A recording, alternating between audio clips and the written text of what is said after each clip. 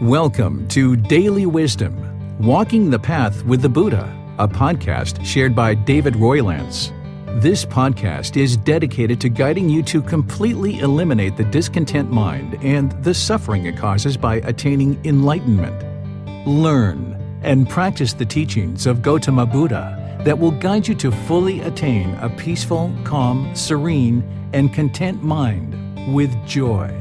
To support this podcast, visit patreon.com/support Buddha or visit buddhadailywisdom.com, where you will discover a full range of courses, retreats, and online learning resources to assist you on the path to enlightenment. Now, here's our teacher to share more.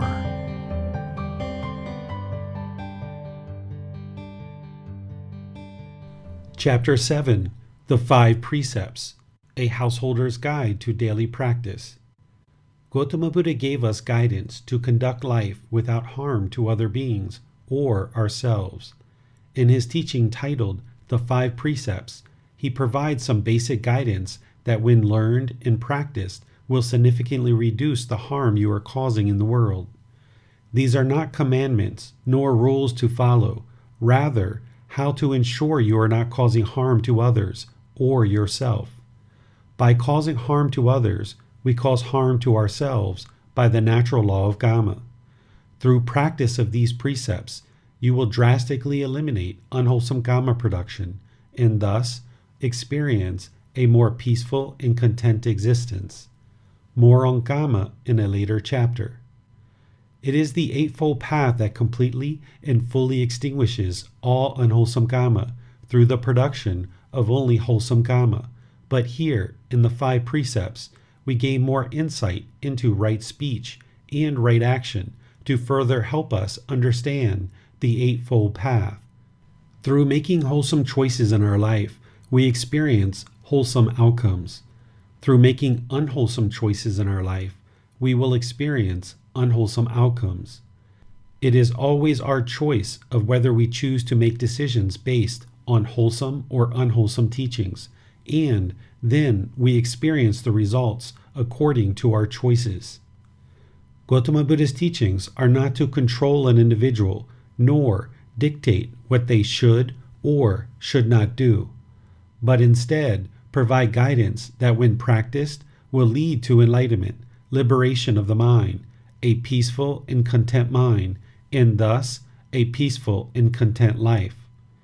Everything in this practice is attained through personal free will choices. The 5 precepts will not be a surprise for you, as they are all things you have been taught your entire life. The 5 precepts are required as a minimum for realizing the benefits of enlightenment.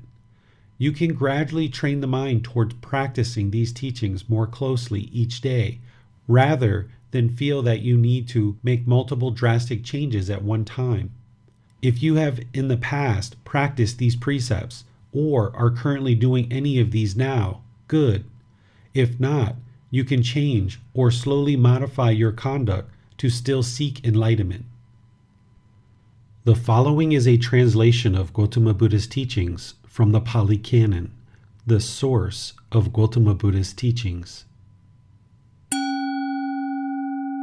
1. Abandoning the taking of life, refraining from taking life, without stick or sword, diligent, compassionate, trembling for the welfare of all living beings. This is often translated in other writings as do not kill, or no killing, or intentional taking of life. As you can see here in this direct translation, we get much more details directly from Gotama Buddha himself. The final conclusion is, do not intentionally kill another being, human or animal. We should have compassion for all beings. There are 3 components that are needed to create a living being: an egg, sperm, and a consciousness, i.e., a mind. If these things are present, there is a living being. Plants do not have a mind. While we may consider them as being alive in some respects, they are not living beings.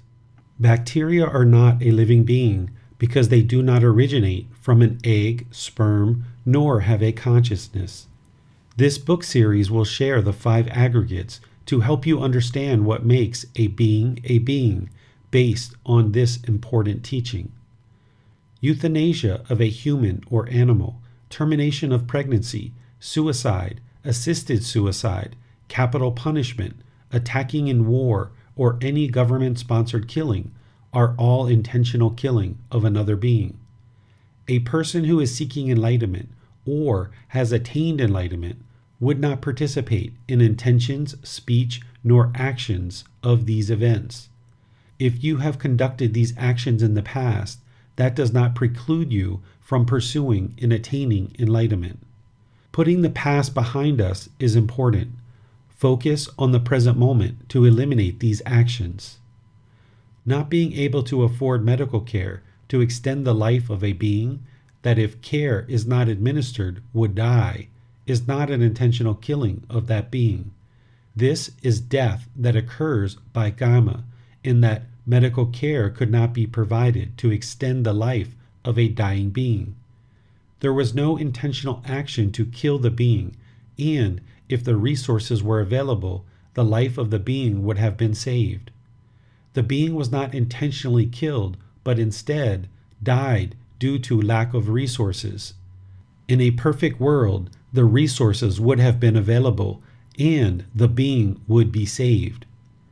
If insects land on you, blow them off, or take them off with a flick or swipe of the hand. If you unintentionally kill an insect or another being, you did not cause the intentional death of that being.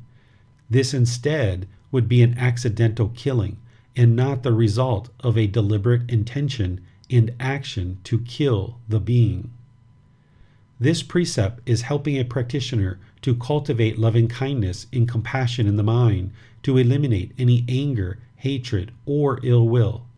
If the mind is making decisions through anger, hatred, or ill will, those unwholesome qualities are going to produce unwholesome decisions, resulting in unwholesome outcomes. Notice, this precept is not preserve all life at all cost. That is not possible. So, what a practitioner is doing through learning and practicing this precept is training the mind to live compassionately with concern for the welfare of all living beings. Suicide. Craving is the fuel that causes rebirth.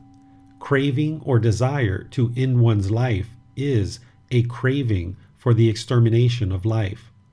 Suicide will not resolve a person's discontent mind, as they will be reborn into a new existence with discontentedness and suffering continuing in the cycle of rebirth.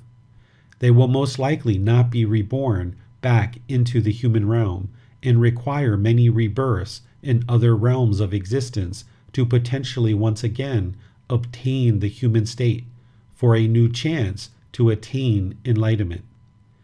It is possible to attain enlightenment during this life or at the time of natural death if one has eliminated craving, which includes extinguishing 100% of their unwholesome karma. If a person experiences 100% of their unwholesome karma in this human existence to experience natural death without craving for the extermination of life, they have the ability to attain enlightenment at death and escape the cycle of rebirth. If a person has craving to exterminate their life, they have not extinguished craving 100% and will be reborn. A person who works towards extinguishing all craving and experiences 100% of their unwholesome karma will not be reborn to experience life in a new existence. Avoiding natural death is a craving for the extermination of life and will continue the suffering of a person for countless more rebirths. Obtaining the human state is extremely rare and should not be wasted.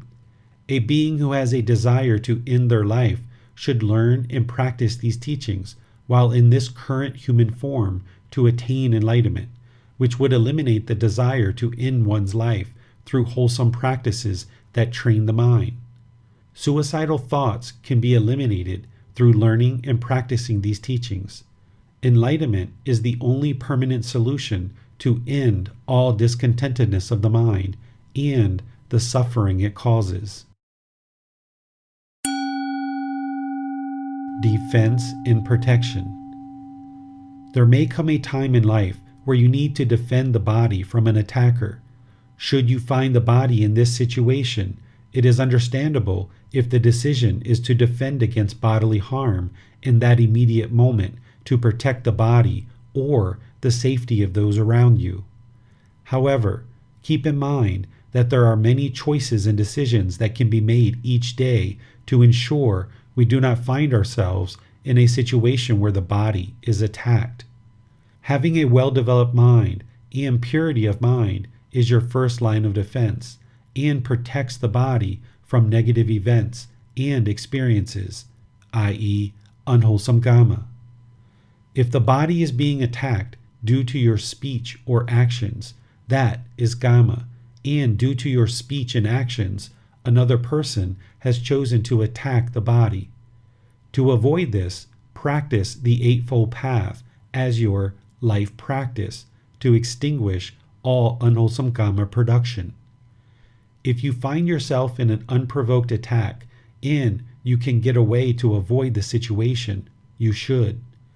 A person with no ego would have no interest to stand and fight for the sake of fighting, but instead would prioritize safety of the physical body to continue life over the protection of the ego. However, removing the body from the situation is not always possible. If you need to defend the body in that immediate moment to be safe, you can.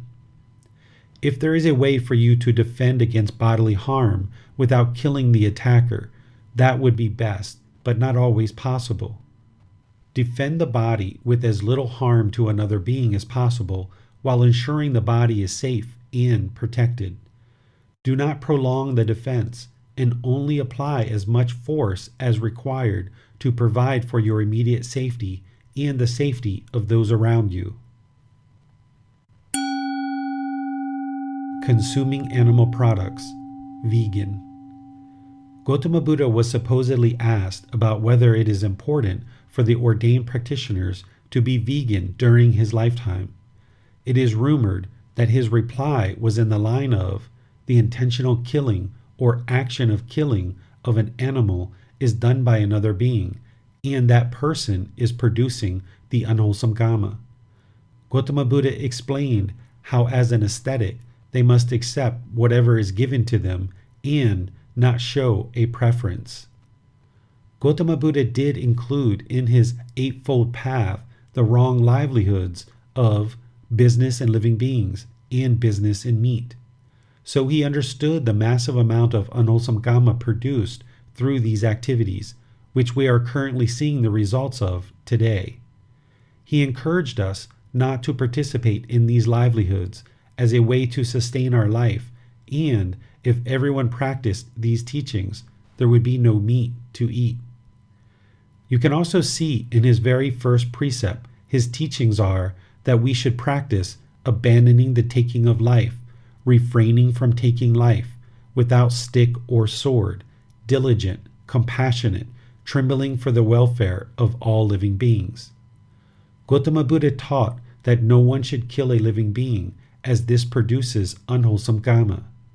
Any harm caused will be returned to us through the natural law of karma. There are no contradictions in Gotama Buddha's teachings. Based on his central teachings and guidance, we should practice right livelihood by not having business in living beings and business in meats.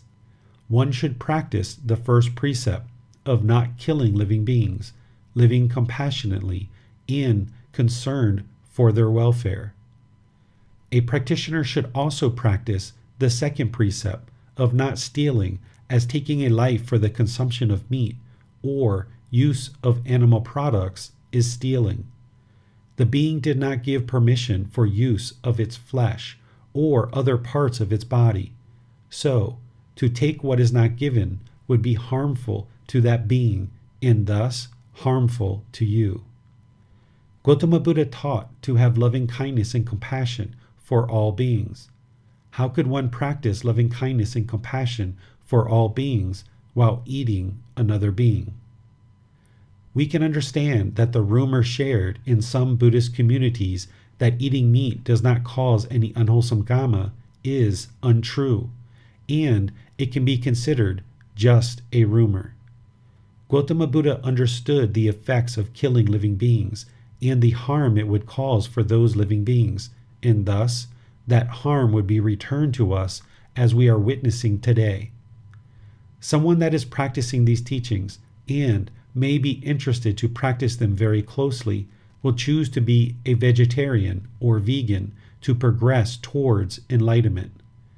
Being vegan will provide the mind more clarity, as the body will be free of the harmful drugs, hormones, toxins, and emotions of the animal found in the flesh of an animal and animal byproducts.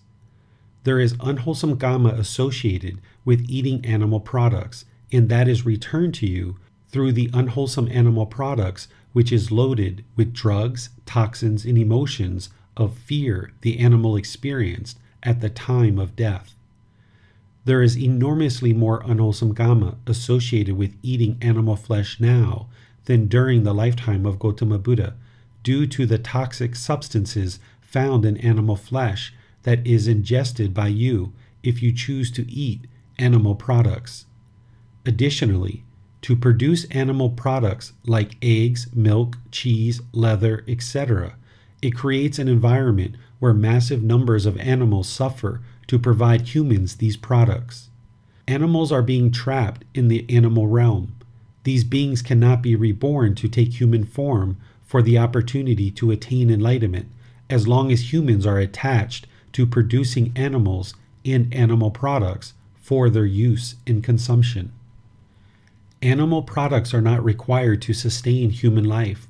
Proteins and other important nutritional value humans obtain from eating animal products can be ingested through plant-based products.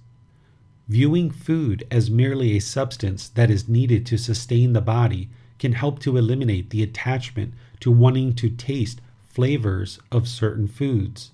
Instead, view food as just a requirement to sustain life, rather than something that you want to please the tongue through certain flavors, although there are plenty of foods you can enjoy that are plant-based foods. What we ingest into the body is to nourish and sustain the body, not to please the mind. Eliminating the attachment to the sensual pleasure of the tongue can help you gradually eliminate the craving, desire, attachment to animal products. By not eating animal products, you can find joy in knowing that your eating habits are not causing harm to another being, and you will benefit from the healthy effects of a plant-based food supply. A practitioner may need to investigate using a B12 supplement as part of moving to a plant-based food supply. There are only a limited number of plants that have B12, and this vitamin is needed by the human body.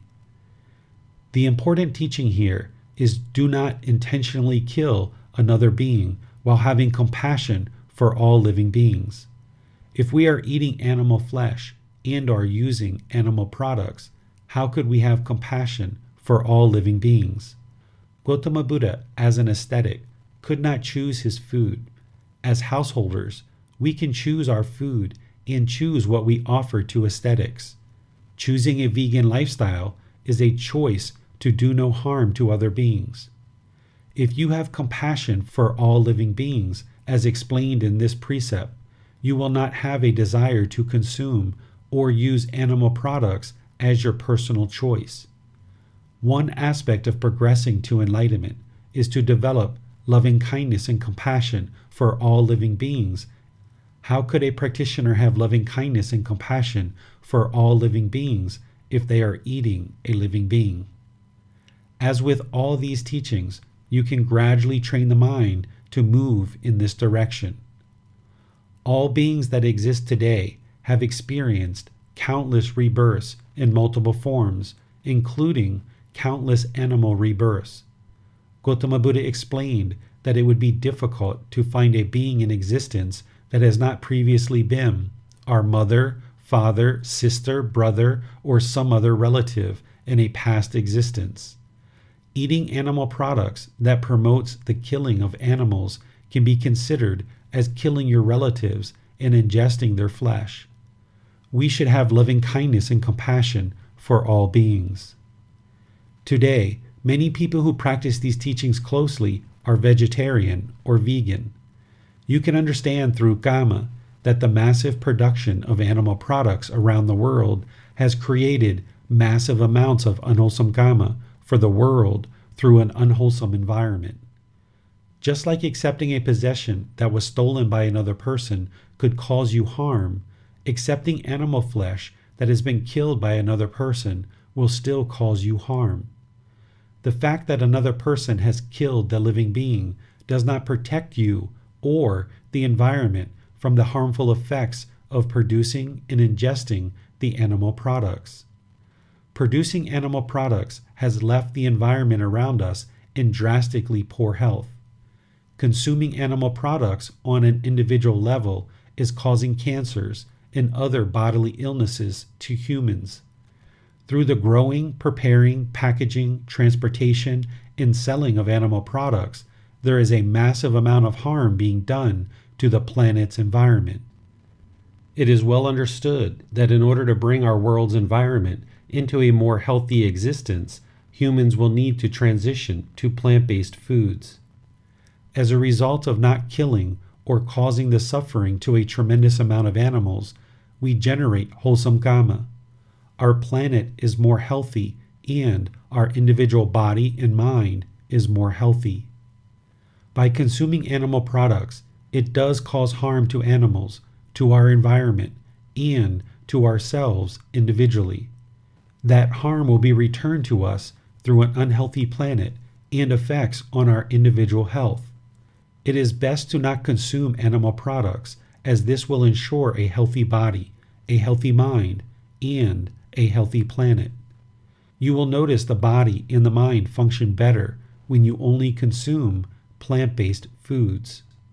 In addition to eliminating the action of killing another being, this precept also relates to the cultivation of deep compassion for all beings. Your practice of not consuming animal products will bring you into more harmony with all beings and a healthy planet, while eliminating the unwholesome karma that affects the planet and you individually. Do not resuscitate, DNR.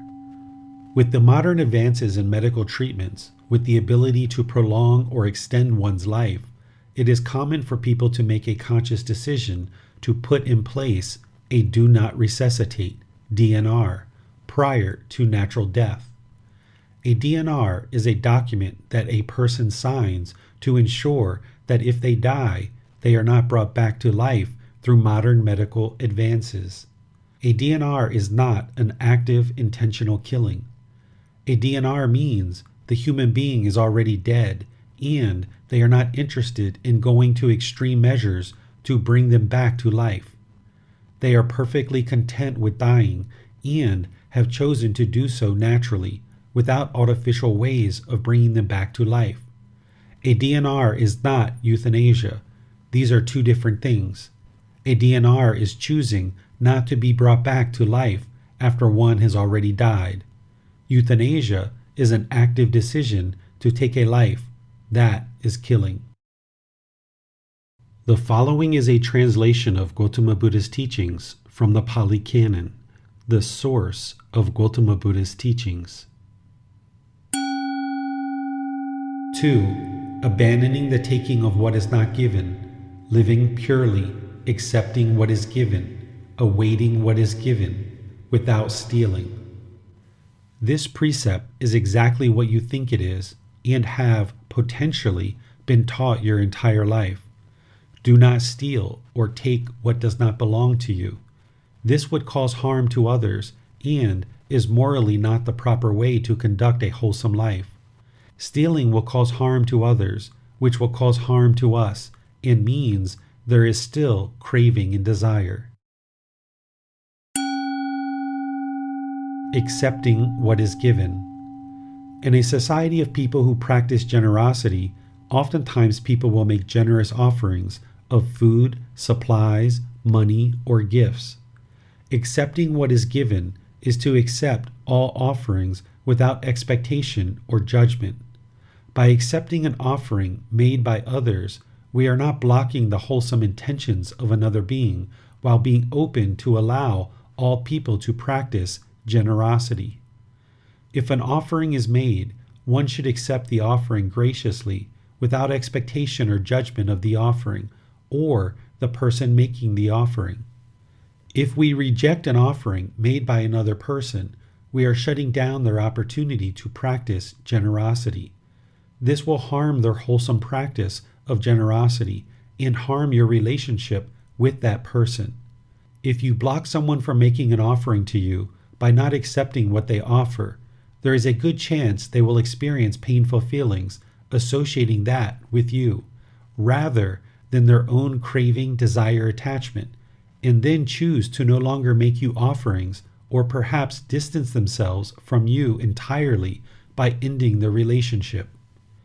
If someone offers you something that you know you will not use, it is fine to accept the offering and then at some point, through practicing generosity, give this item to someone else. Eventually, the item will find a home with someone who can use the item. In the meantime, the item has gone through multiple hands of individuals who benefited from practicing generosity and ultimately ended up with someone who could truly use the item. Rather than the item going to waste in your possession as the mind just holds on, thinking that you cannot let go of this item through giving it to someone else, giving the item to someone else means that it can be put to good use and used for beneficial purposes. There is no harm in giving away items that have been given to you.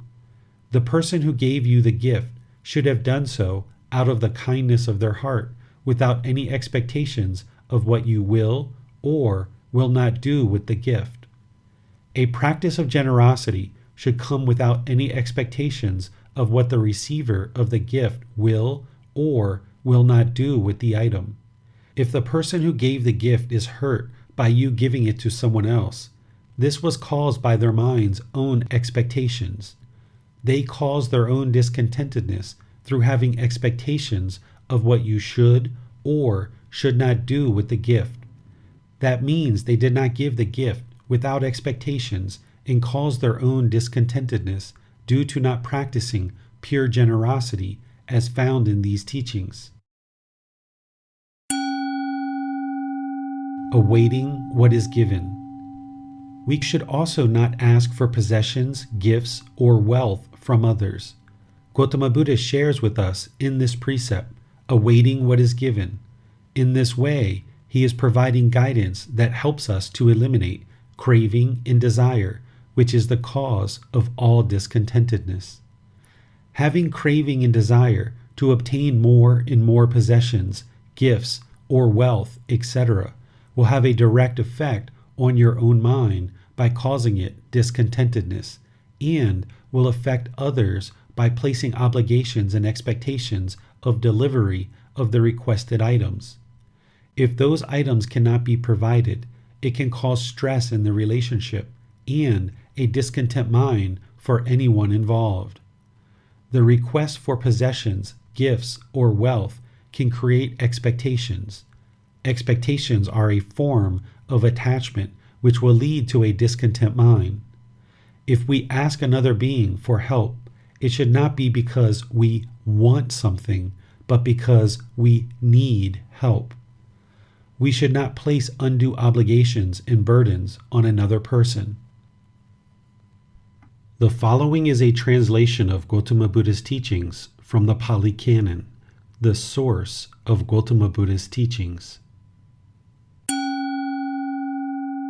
3. Abandoning unchastity.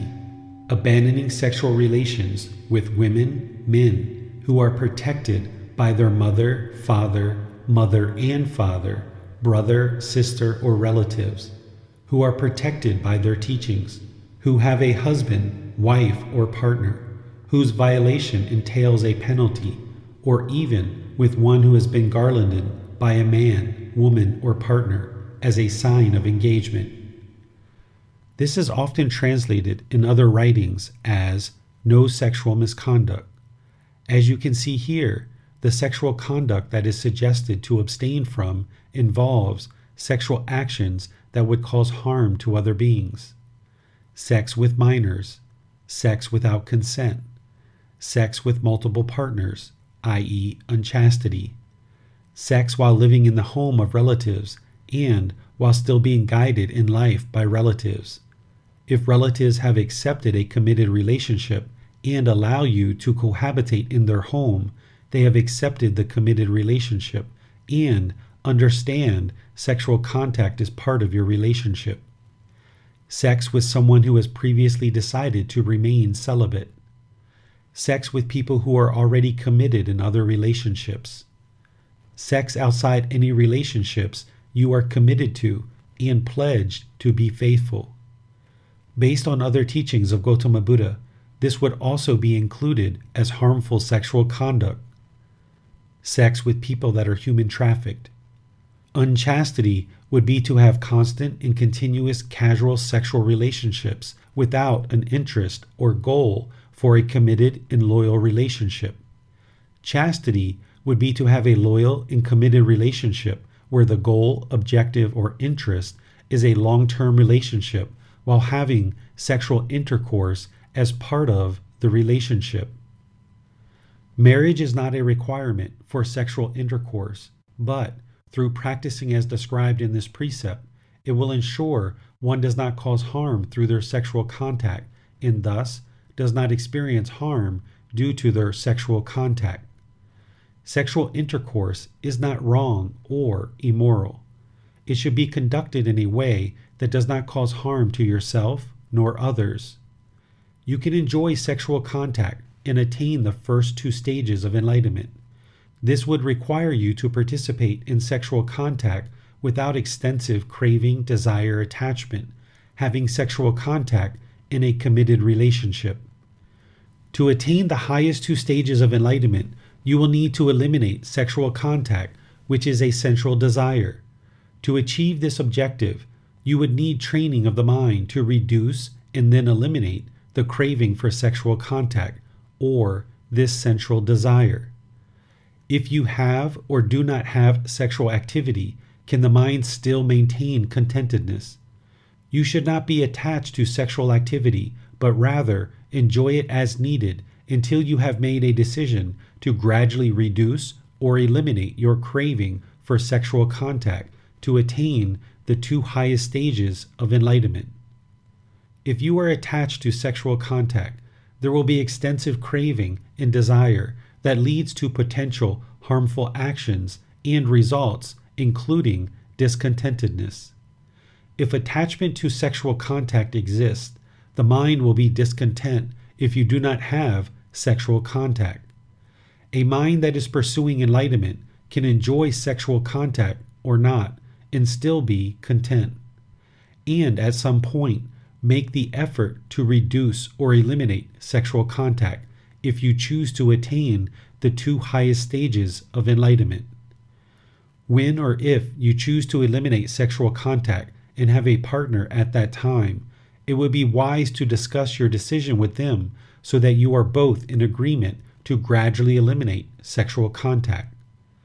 You will need to consider your partner's thoughts and then ultimately come to a decision based on what is in your best interest while choosing not to cause harm to others. It is important that you have responsible sexual contact.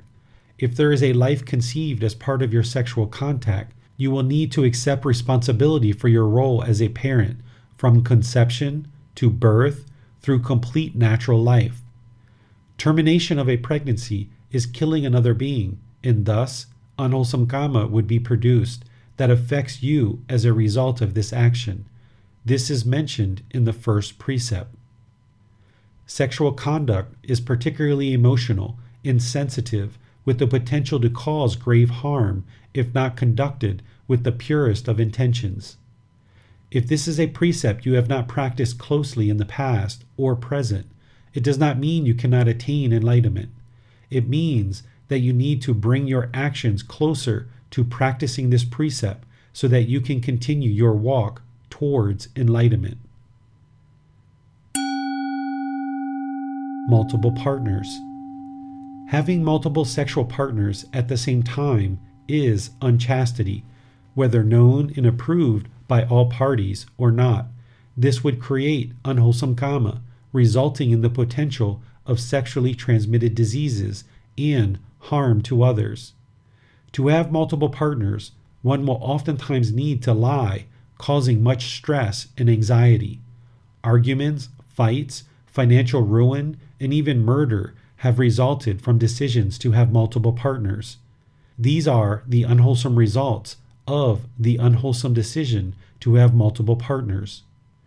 Even in situations where partners have agreed to allowing multiple partners in a relationship, this produces distrust and lack of closeness, where partners are oftentimes experiencing internal conflicts affecting their ability to maintain a trusting and loving relationship through practicing loyalty in a relationship. To reduce unwholesome results, i.e., unwholesome kama, humans will need to have a long-term committed relationship with only one partner. Human beings are most often reborn from the animal realm.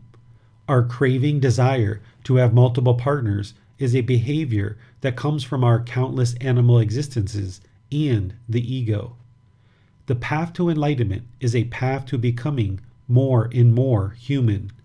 Choosing to have trusting, loving, and loyal relationships will produce the best results in this human existence, and a practitioner may need to actively train their mind to develop their life practice towards seeing this as beneficial to their life and peace of mind. Paid sexual services. There is significant dilemma in having a temporary sexual relationship that requires payment. There is unwholesome kama associated with paid sexual services due to several aspects in nature of the temporary relationship. As Gotama Buddha explains, humans need to abandon unchastity. Having several partners outside of an established long-term committed relationship for a sexual worker and or a customer would result in significant unwholesome kama. You should not pay for sexual services nor offer sexual services for payment, as there is unwholesome kama associated with this temporary sexual relationship for the customer and sexual worker. In a temporary pay-for-service sexual encounter, there is sexual contact outside of an established long-term committed relationship. Due to the temporary nature of the encounter, the sexual worker and customer are not in an established long-term committed relationship. The sexual worker could be a minor, human trafficked, and either party, the sexual worker or customer, could have sexually transmitted diseases. The sexually transmitted diseases, guilt, and shame are the unwholesome kama production for both the customer and sexual worker. This is the effect. The cause of the sexually transmitted diseases, guilt, or shame is the unchastity, having sexual contact outside of a committed relationship. Prostitution promotes unchastity and generates unwholesome kama for the sexual worker and the customer, which is observable in the effects through the natural law of kama, in the potential for sexually transmitted diseases, shame, guilt, and loss of a wholesome reputation that can affect personal and professional relationships. Providing money to a partner in an established long-term committed relationship to sustain their life is not a temporary sexual relationship and is not considered paid sexual services. An established long-term committed relationship is in an effort to develop a lasting, loving relationship, and the money offered to this partner is a practice of generosity. Humans should have sexual contact only in an established long-term committed relationship to ensure no harm and thus no unwholesome kama production through sexual contact. same-sex partners. It is important to note that there is no teaching that sex with the same gender, same-sex relationships, would preclude someone from pursuing enlightenment. There are people that prefer same-sex relationships who have earned enlightenment. It is shared in the Pali Canon that Gotama Buddha was well aware of people born into a male body whose mind does not identify with masculine qualities. He also discussed people born into a female body whose mind do not identify with feminine qualities. Yet, he never taught sexual contact between people of the same gender would preclude one from pursuing and attaining enlightenment. Our sexual identity is our own sexual identity and our own decision. What is important is to ensure there is no harm in the conduct of our sexual activity. Two loving, consenting adults who are loyal and faithful to each other that happen to be the same gender are causing no harm to others through their relationship and personal choice for sexual contact. If you are not causing harm with your sexual contact, there is no unwholesome karma production. Therefore, as you learn and practice this precept to understand enlightenment, you will come to know that relationships of the same gender cause no harm to others. People who would like to seek enlightenment and maintain a loving relationship with the same gender can do so while pursuing enlightenment. Sexual activity is a pleasurable and natural part of life. It is not wrong and does not need to be avoided. What needs to be avoided is unwholesome sexual practices as described in this important precept that would cause harm to other beings. To attain enlightenment as a non-returner or arahant, one would need to eliminate sensual desire, which includes sexual contact. Transgender. During Gotama Buddha's lifetime, he shared with students that he observed people who are born into male bodies when the mind does not identify with masculine qualities.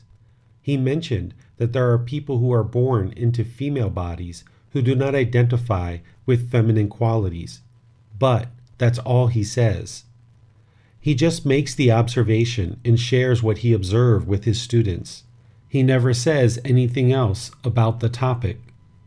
If one understands the cycle of rebirth, in that we have all been countless beings in the past of various species and various genders, it is completely understandable that a body and mind coming together right now in this human form do not necessarily match in gender. Meaning, the body can be of one gender and the mind may identify with a different gender. This is completely normal. It is a normal part of life. Additionally, for one who understands the universal truth of impermanence, it is completely normal and understandable that not every single human born with male sexual organs is going to identify with masculine qualities, and not every single human that is born with female sexual organs is going to identify with feminine qualities. This is completely normal and matches exactly with what Gotama Buddha taught on the topic of the universal truth of impermanence. Gotama Buddha had nothing to teach on this topic other than to make the observation and share that observation because it is completely normal. There is no teaching that anything is wrong or that one should have negative feelings towards a human being whose mind does not identify with the sexual organs of the physical body. Gotama Buddha taught to love all beings, have compassion for all beings, to be polite to all beings, to be kind to all beings, to be friendly to all beings, and to be respectful to all beings. There is no one or nothing that we should hate or have anger towards. Those whose mind and body do not identify with the same gender, those who prefer same-gender relationships, those who prefer opposite-gender relationships, and those who prefer no life partner at all are all the same, completely normal. We are all human beings, and the more we love and care for one another, the world only gets better and better. Masturbation. Masturbation is sometimes thought of as immoral. That is not true, as one who masturbates is not causing harm to other beings through the self-pleasing sensual pleasure. Gotama Buddha's teachings are about not harming other beings. Thus, masturbation has nothing to do with another being, and you are not causing harm with this conduct. Masturbation is a practice that can be used to thin your sexual craving so that you can ultimately eliminate the craving for sexual contact if you choose. The highest stages of enlightenment require thinning or eliminating sensual desire, which includes sexual contact with a partner. Masturbation can be used to gradually train the mind to reduce or eliminate the sensual desire of sexual contact with a partner. Excessive masturbation can be destructive to your own mind, as the craving for sensual desire will cause a discontent mind, and one should work to eliminate this craving as they progress closer to enlightenment. To attain the highest two stages of enlightenment, masturbation would need to be extinguished to eliminate the fetter, taint, pollution of sensual desire. Sex with animals. Animals and humans are not meant to closely interact, and doing so creates environments in which humans are able to be easily exposed to illnesses that cause significant harm. A sexual relationship is meant to be between two loyal, consenting human adults. If a human being were to choose to have sexual contact with an animal, this would cause harm to the animal and thus will cause harm to humans. A practitioner who chooses to practice these teachings closely would not choose to have sexual contact with any animals, but only through loving, loyal, and consenting adult relationships. Pornography. Pornography did not exist during the lifetime of the Buddha. There was no technology to capture pornographic images and to allow the mind to indulge in viewing pornography at its own leisure. Viewing pornography mostly harms one's own mind, and because of that, it can also harm one's relationships with a partner, friends, family, etc., along with impacting one's social interactions. Some partners consider viewing pornography as cheating, and they feel one is being unfaithful. Therefore, it can impact one's relationship by degrading of a partner's trust and confidence in you and the relationship. There are relationships that have been ended due to one's indulgence in viewing pornography. If an individual is secretive in their actions, the Buddha discusses this as being unwholesome. If we are conducting ourselves with good, wholesome moral conduct, there is no need to be secretive in our actions.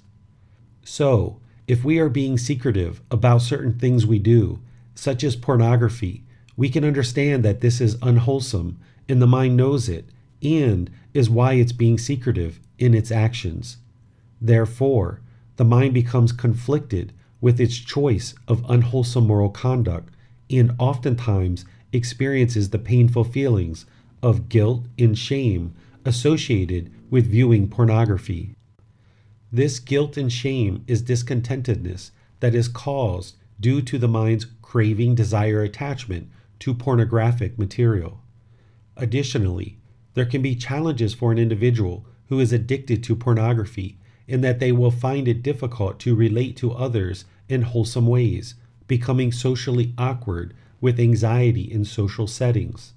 When in the presence of others, the mind can be obsessed with pornographic images due to the addiction, and they find that relating to others in wholesome ways through interactive conversations and finding a true human connection can oftentimes be difficult as the mind struggles to develop real-life connections. Because the mind is so hooked, i.e. attached, to pornography and the images viewed, the individual can find it difficult to experience meaningful human interactions because they lack the human experience of intimacy through human interactions, but instead have relegated themselves to viewing of pornographic material. The intimacy the mind craves, desires, is being thwarted, i.e. prevented, because the mind gradually slips into its own world of viewing pornography, losing its ability to comfortably interact with a partner who would be able to provide the intimacy that the mind craves, desires. Pornography is like a self-sabotaging activity in that the mind truly craves, desires intimacy, but the more it drowns itself in pornography, it takes itself away from and loses the ability to experience the closeness it craves with a true, real-life partner. Rather than directing one's sexual energy towards pornography, if one developed their life practice and channeled their desire for intimacy towards a real partner, they could more readily satisfy the craving desire for intimacy rather than allowing the mind to dwell in a fantasy world that is never real or fully satisfying. Even in emerging from a pornography addiction, the mind can struggle because the real-life experiences with a partner seem to never live up to those experienced in the fantasy world of pornography. Therefore, again, the mind is self-sabotaging in that the mind is dwelling in an unrealistic world that cannot become real, and even when the mind moves towards true love and intimacy with a partner, the mind can feel as if something is missing. Thus, the mind still craves, desires the pornography. It's like a downward spiral that can only be resolved through the elimination of craving, desire, attachment to pornography, such that the mind can let go of pornography, seeing it as part of the problem, not the solution to its lack of intimacy. And that continued viewing of pornography would only further dilute the mind, creating constant difficulties and struggles. For all cravings, desires, attachments, there are skillful means to employ that gradually eliminates the craving and moves the mind in a healthy direction. But to be successful, the practitioner needs to be dedicated to elimination of pornography and be committed to training the mind to let it go. This is typically accomplished over a gradual period of time, as the mind will be most comfortable to let go of craving, desire, attachment gradually. Working directly with a professional or Buddhist teacher who understands how to accomplish the goal to eliminate a pornography addiction through skillful means would be required so that the mind can move closer to enlightenment through the elimination of this craving, desire, attachment. The mind oftentimes lacks self-discipline to eliminate this on its own and will need to reach out for personal guidance to learn and actively practice methods that are known to work to eliminate the obsession. Allowing the mind to indulge in viewing pornography is based on craving, desire, attachment. It is due to the mind's craving desire for pleasant feelings through the eyes and oftentimes includes masturbation, craving, desiring for pleasant feelings through the body. The mind views the physical body of others as attractive and is looking for gratification to please the senses and longs, yearns for pleasant feelings in the mind. It is the same issue that all unenlightened minds experience in that the mind continues to chase after pleasant feelings, seeking the objects of its affection, wanting to cling to pleasant feelings. Those pleasant feelings are temporary, and when they fade away, the mind is typically left with painful feelings of guilt, shame, boredom, loneliness, etc. It is the same cycle the mind experiences with all cravings, desires, attachments. The mind thinks that it is the next new shiny object around the corner that is going to bring it permanent and lasting fulfillment, but the mind is never satisfied and keeps chasing after the objects of its affection, i.e., pornography, never being permanently satisfied because the mind keeps craving and craving and craving until it is trained otherwise. Just like all cravings, desires, attachments, a practitioner will need to gradually train the mind to eliminate the craving desire for pornography through training the mind to eliminate the fetter, taint, pollution of mind described as sensual desire in the 10 fetters. There are specialized meditations and specific training that is offered to help the mind eliminate this craving, desire, attachment. To attain enlightenment, a practitioner will need to eliminate pornography from their life practice. As long as this craving, desire, attachment exists in the mind, a practitioner will not experience liberation, peace, freedom from strong feelings, enlightenment. The individual choosing to participate in pornography is harming themselves through their own decision to participate in pornography. To sustain one's life on business and living beings is part of wrong livelihood, as described in Chapter 5 of this book, and would oftentimes require multiple sexual partners, thus leading to harm. A person who chooses to work in the pornographic industry will have multiple consequences and effects, i.e. karma, as a result of their choice to sustain their life through creating pornographic content. There is oftentimes guilt and shame the individual experiences as a result of this work. Additionally, there can be difficulties related to relationships and social interactions as described in this section. There can be a degrading of one's reputation and even sexually transmitted diseases as a result of this wrong livelihood and not practicing this precept closely. The choice for an individual to view the pornographic material is providing the financial support and other means for this harm to occur, but that is not a direct harm. If the individual did not choose to participate in the pornographic industry, they would not receive the harm. So, it is the individual's choice to participate in the pornographic industry that creates the direct harm. The harm caused by the customer viewer is more of an indirect harm, but that would not occur for the other individual if they had not chosen to participate in the pornography profession as their livelihood. It is the individual's choice to base their livelihood on pornography that is causing them harm, and it is the viewer's choice to view pornography that is causing them harm. The following is a translation of Gotama Buddha's teachings from the Pali Canon, the source of Gotama Buddha's teachings. 4. Abandoning false speech, refraining from false speech, a truth speaker, one to be relied on, trustworthy, dependable, not a deceiver of the world. This is often translated as do not lie. That is correct, and most of us have been taught this our entire life. There is further and deeper meaning here in this precept.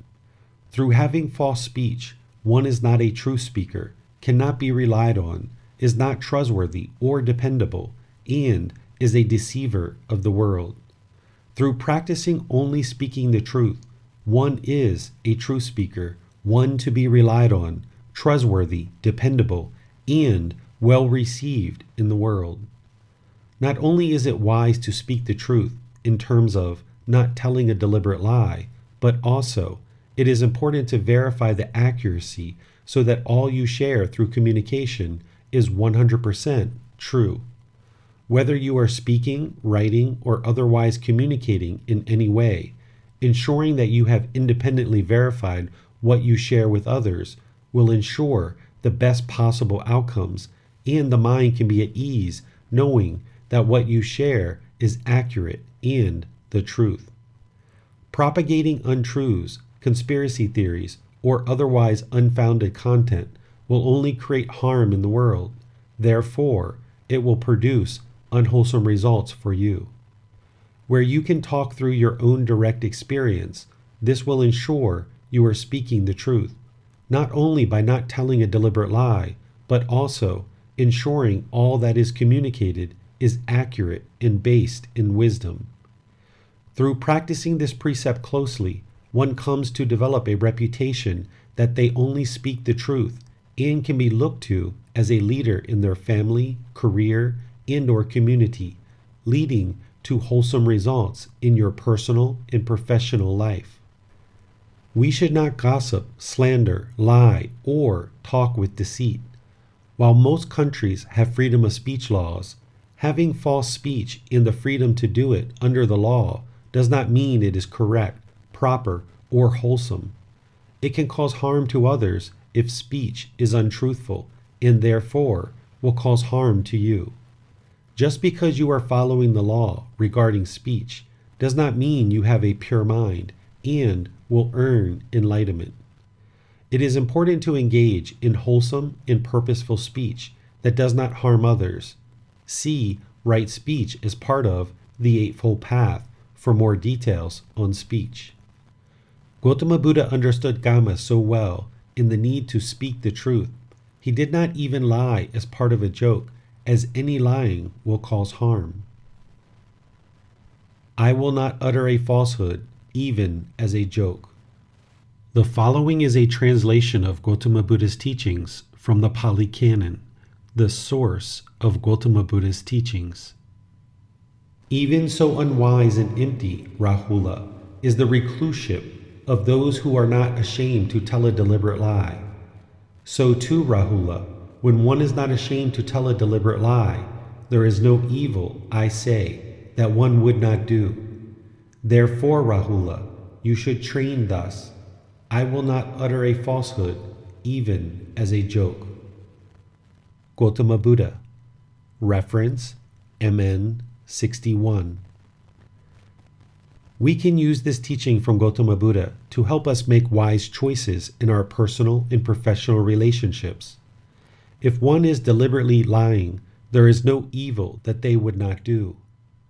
A significant aspect of learning and progressing on the path to enlightenment is to have wholesome friends and associates. Through developing wholesome relationships, a practitioner will have a tendency to practice wholesome qualities of mind. The converse can also be said, that if one chooses to surround themselves with unwholesome friends and associates, a practitioner will have a tendency to practice unwholesome qualities of mind. While not judging nor looking down upon others, you may consider that if someone is lying in your relationship, this is an indication that there is no evil that they would not do, and you will need to consider whether it is wise for you to maintain a personal or professional relationship with this person. The following is a translation of Gautama Buddha's teachings from the Pali Canon, the source of Gautama Buddha's teachings. 5. Refraining from strong drink and sloth-producing drugs, substances that cause heedlessness, the basis for heedlessness. This precept is often translated as do not take intoxicants. The purpose of pursuing enlightenment is to clarify and purify the mind. If we take substances with the intention to become heedless, this only complicates the process towards enlightenment, as you will find it difficult to observe the true mind, and you will lack right mindfulness or awareness of mind. Being heedless with alcohol, drugs, or other substances, either legal or illegal, does not promote a mind that is on a path to become clean, clear, and pure. The meaning of heedlessness is careless, thoughtless, inattentive, uncalm, unaware, or unmindful. If one chooses to become heedless, they are more likely to not practice the other 4 precepts and all the other teachings that are needed to experience enlightenment. This means that when one is heedless, they are more likely to kill, steal, commit sexual misconduct, or have false speech, causing untold amounts of unwholesome karma. Therefore, this precept is very important, and anyone interested to attain enlightenment should deeply consider whether substances that cause heedlessness is helping or hurting them on the journey to a peaceful, calm, serene, and content mind with joy. Based on the negative effects these substances have on the body and the mind, if you view them as poison, this can assist you in your training to eliminate these substances. There is no wholesome purpose to ingest substances that cause heedlessness, so why do it? Gautama Buddha could not have envisioned all the various substances that would be invented after his death. So, he used language that is timeless. With the understanding that the goal is to purify the mind, developing awareness of mind, and that substances that cause heedlessness would detract from this goal, one could easily apply this precept 2,500 years ago, now, or 10,000 years from now. These teachings are timeless, and when one understands the true goal of the guidance of Gautama Buddha, they can apply effort towards improving their life practice to experience the results of an enlightened mind. While there are many substances in the world that cause heedlessness, let's explore some of the more common substances to help you understand application of this precept into your daily life. Any and all substances that cause heedlessness should be avoided to produce a mind that is fully aware, practicing right mindfulness, and has developed right concentration. Marijuana. Marijuana is a substance that has recently been known to provide significant medical benefits for patients. An individual consuming marijuana for medical purpose and not for the sake of heedlessness would be practicing this precept properly. Only you know your true and real intention in using marijuana. If you are ingesting it for heedlessness, you will not be able to attain enlightenment because you will lack the ability to have right mindfulness and right concentration. A person who is ingesting marijuana for medical purposes would most likely be interested in looking for versions of this plant that have a low level of THC and a high concentration of CBD. Research shows that THC affects the mind and causes heedlessness, while CBD contains the properties of this plant that are beneficial for medical purposes. You should consult experts in this field for guidance on how to best benefit from the medical qualities of this plant and avoid any potential effects that would cause heedlessness. Keep in mind that smoking marijuana versus another form of ingesting this substance can cause harm to the lungs, much like cigarettes. This is the unwholesome karma in that the action is smoking the substance, with the result being damage to the lungs. There are ways to ingest medical marijuana that could provide medical benefits without the harmful effects of smoking marijuana or other forms of ingesting that is harmful to the body. Stress and anxiety are not a medical reason for ingesting marijuana. The marijuana is masking the stress and anxiety, not getting to the root of the problem, which is craving, desire, attachment. Stress and anxiety are discontentedness, and craving, desire, attachment is the cause of discontentedness. Through training the mind, one can uproot the conditions that are causing the stress and anxiety permanently, eradicating these from the mind, rather than the continuous ingesting of a substance that hinders the mind from observing its true nature, and address the source of the stress and anxiety, which is craving, desire, attachment, the untrained and unenlightened mind. Through training the mind to attain enlightenment, absent of marijuana, stress, anxiety, and all other discontent feelings can be eliminated, allowing the mind to reside peaceful and calm. But if one continues to turn to marijuana to push down the stress and anxiety, then they aren't addressing the true problem and will be dependent on this substance throughout their life.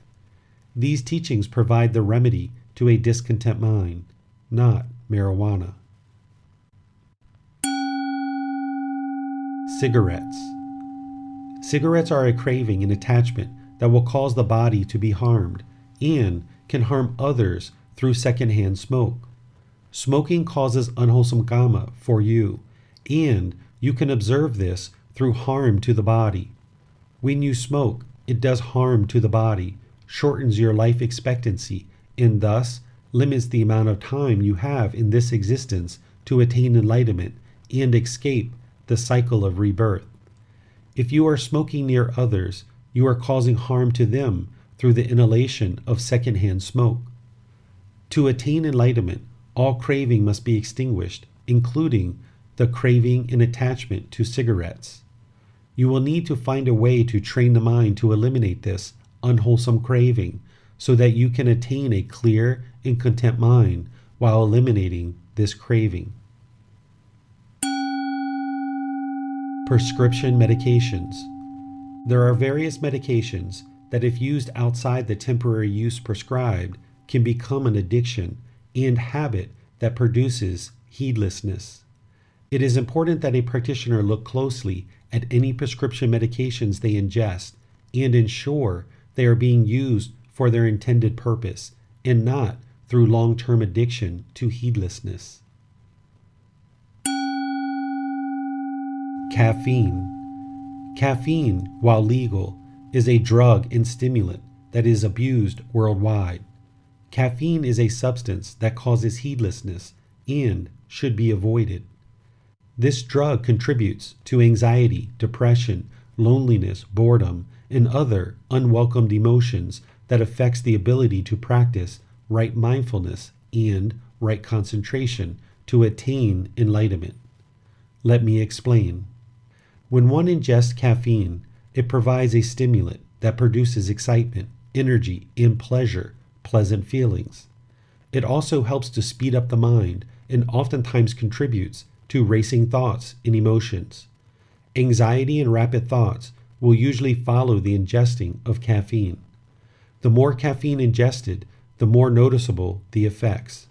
While one might say that is the desired effect, the condition of the mind can become so intense it is hard to focus and have right mindfulness or right concentration. As the effects of the caffeine start to diminish, just like with all drugs, there can be withdrawal symptoms that include headaches, limbs shaking, emptiness of mind, dry mouth, aggressiveness, and other conditions. The mind adapts to the pleasurable feelings of caffeine and will often crave this substance regularly, giving us the feeling that we can't conduct our daily activities without it. We become hooked or addicted, just like the potential with other drugs and stimulants. With repeated use, the mind becomes trained and reliant on this substance to get excited, awake, and have pleasurable feelings. Then, when we do not have caffeine in the body, we feel down or depressed, leaving us feeling more empty or lonely inside, feelings that are neither painful nor pleasant. This up and down of the emotions through use of caffeine can be mistaken as symptoms of bipolar disorder or other conditions, pleasurable feelings and painful feelings, or excitement and then lethargy.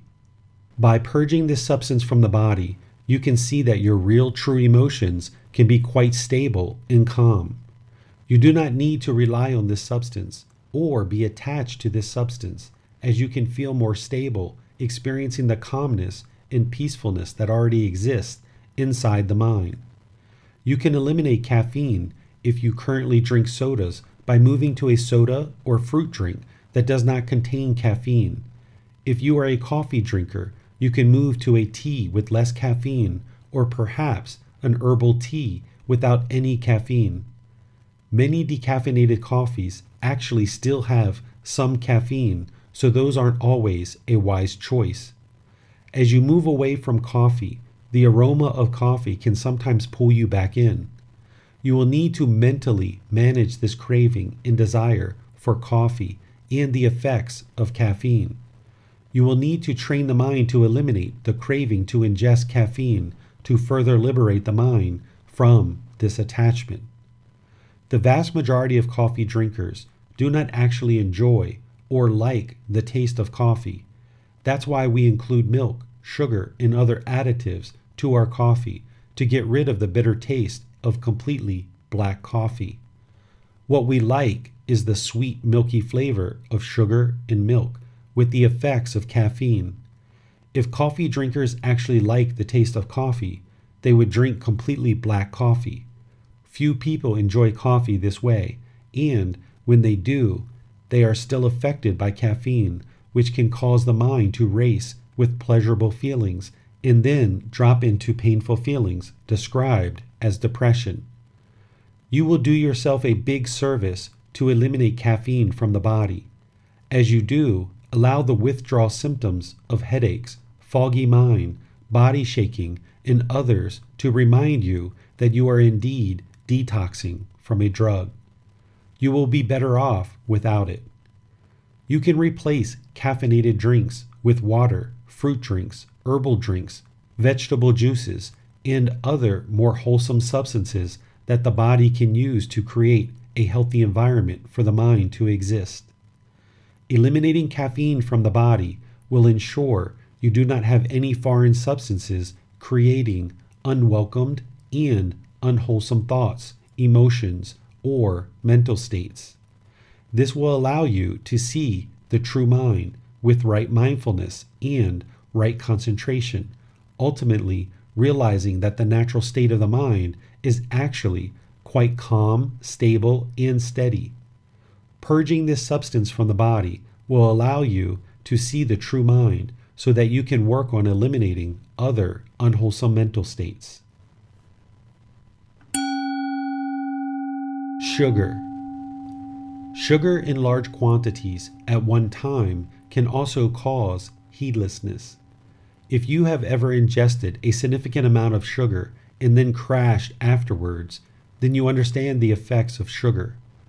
There is research that shows sugar in large quantities can have the same effects to the mind as addictive substances like cocaine. A wise practitioner will need to be observant of their sugar intake and ensure this is not excessive to maintain awareness and concentration of mind. Psychedelic substances. Throughout history and in current times, people have relied on psychedelic substances to induce temporary periods of deep thinking and deep thought. These substances can produce pleasurable feelings that become enveloped into the mind. Psychedelic substances produce impermanent mental states, not the permanent mental state of enlightenment. One can become attached or crave the journey experienced through psychedelic mushrooms, LSD, and other substances that produce reflection and thought beyond what one has ever experienced in the unenlightened state. Some think that through ingesting these substances, it will make their path to the enlightened state more streamlined or rapid. The mind will produce many reasons and rationale for the various habits and activities one decides to pursue as reasons to continue craving to avoid elimination of various aspects of one's life practice. Justification that substances help to produce an enlightened mind sounds quite interesting and provides the mind a reason to hold on to this craving for the impermanent pleasant feelings. Through understanding and practice of these teachings, you can see how any craving leads to a discontent mind because the mind cannot maintain the mental state permanently. Psychedelic substances are another attachment or craving that will lead to a discontent mind due to the impermanent nature and the effects of these substances. To attain enlightenment, one would need to eliminate the ingesting of psychedelic substances and attain enlightenment through learning, reflecting, practicing, and observing the results of a dedicated practice of these teachings. By developing a life practice that leads to enlightenment, you will be able to attain the enlightened mental state permanently. Psychedelic substances will never lead to a permanent mental state of enlightenment. Experiencing enlightenment will far outweigh what one experiences with psychedelics, and enlightenment is a permanent mental state, while psychedelics are not. Psychedelics can be dangerous, and thus you can experience long-term effects from ingesting these substances, both physically and to your quality of life. There are no shortcuts or rapid paths to enlightenment. One needs dedication and commitment to learning and practicing the teachings of Gotama Buddha with teachers who have already attained enlightenment as guides. It makes sense that in our modern society, there are some who would convince themselves that there is a quick fix of the mind that involves ingesting a psychedelic substance to produce enlightenment. If the path to enlightenment was as simple as ingesting a certain substance, Gotama Buddha would not have needed to teach for 45 years. If attaining the enlightened mind was as easy as ingesting a psychedelic substance, then the entire world would already be enlightened, as this information would surely spread throughout the world for everyone to rapidly attain the permanent mental state of enlightenment. Enlightenment does not require any external substance or any external possession. To attain enlightenment, you will need to develop the mind into a pure mind through learning and progressing along the path, making wise personal choices to a dedicated practice of these teachings. There are no shortcuts. Additional notes. The legality of certain speech or actions versus that which produces enlightenment are sometimes two separate things unless a government has organized in such a way to follow these teachings. I am not currently aware of any government that is set up entirely in line with these teachings. This is why it's important that you study, learn, and implement these teachings into your own life. By merely following the law made by humans, this will not produce a pure mind or enlightenment. The application of the 5 precepts and other teachings from Gotama Buddha is not black and white or right and wrong. There is a significant gray area that a practitioner will need to navigate. Oftentimes, the mind wants teachings like this to be clear-cut of either right or wrong. But that is not how these teachings work. This path requires reflection, deep thought, and wise decision-making. Seeking guidance from a teacher can help you to navigate the gray area, and then you can observe the truth through practice of the teachings. You should not believe a teacher, but instead learn, reflect, and practice so that you can discover the truth to acquire wisdom.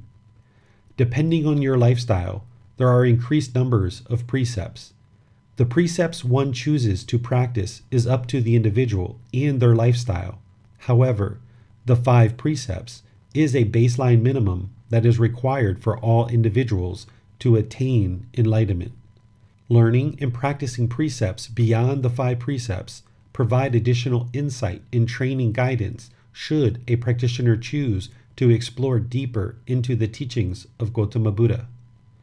The book titled Foundation in the Teachings, Volume 3, in this same book series, has additional teachings on the 5 precepts and detailed teachings on the 8 precepts to help you deepen your life practice. The end of each chapter will have learning resources for further exploration. You will be able to explore the audiobook, videos, podcasts, and quizzes to deepen your understanding of the content you read in each chapter. Please see the ebook for more details on these resources. As you have questions or need clarification on these teachings, you are welcome to post those into the Facebook group, Daily Wisdom, Walking the Path with the Buddha, or contact the author privately for in-depth learning. Daily Wisdom, Walking the Path with the Buddha. Facebook.com/groups/Daily Wisdom 999. Thank you for listening to this podcast. To provide support for this podcast, visit patreon.com/support Buddha. To access more teachings, visit buddhadailywisdom.com. There, you will discover a full range of courses, retreats, and online resources to assist you on the path to enlightenment. Remember to establish a daily, consistent meditation practice, along with learning and practicing these teachings. A well-developed meditation practice is the foundation in which to train the mind to attain enlightenment.